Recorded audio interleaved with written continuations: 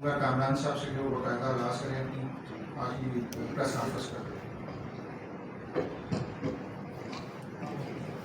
بسم اللہ الرحمن الرحیم۔ اس وقت پاکستان کے سیاسی معاشی حالات کسی سے بھی ڈھکے چھپے نہیں ہیں، اور ہم لوگ دیکھ رہے ہیں، آپ لوگ مجھ سے زیادہ اویئر ہیں کہ جس طرح سے سیاسی بحران اور معاشی بحران نے پاکستان کو اپنے شکنجوں میں جکڑا ہوا ہے۔ اس کے لیے ابھی تک کوئی بھی کار فرما جو اقدامات ہیں وہ سامنے نہیں آئے، بجائے اس کے کہ ہمارے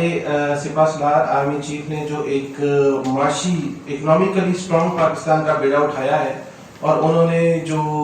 اپنے وزٹس کیے ہیں اکنامیکلی پاکستان کو مضبوط کرنے کے لیے ہماری تاجر برادری سے، اس کے بعد جو ایک بڑا کریک ڈاؤن شروع ہوا ہے اور ڈالر کی پرائس جس طرح سے نیچے آئی ہے، یہ قابل قدر اقدام ہے کہ ان کے اس احسن اقدام کی وجہ سے پاکستان میں ڈالر جو ایک بے لگام گھوڑے کی طرح سے اپنی حدیں کراس کرتا جا رہا تھا، اس کو لگام ڈالی ہے۔ اور انشاءاللہ جس طرح سے یہ اقدامات کیے جا رہے ہیں، مجھے کافی امید ہے کہ یہ 200 سے کافی حد تک نیچے آنے کی توقع ہے اگر اسی طرح سے بولڈ اقدامات کیے جائیں۔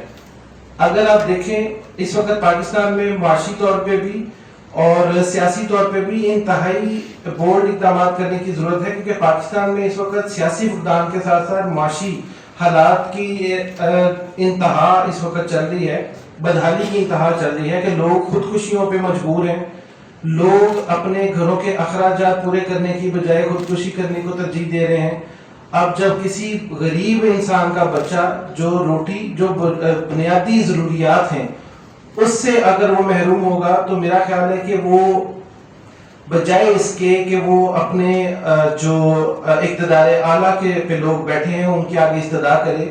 جب وہاں سے کوئی سنوائی نہیں ہوگی تو اس کے بعد وہ زیادہ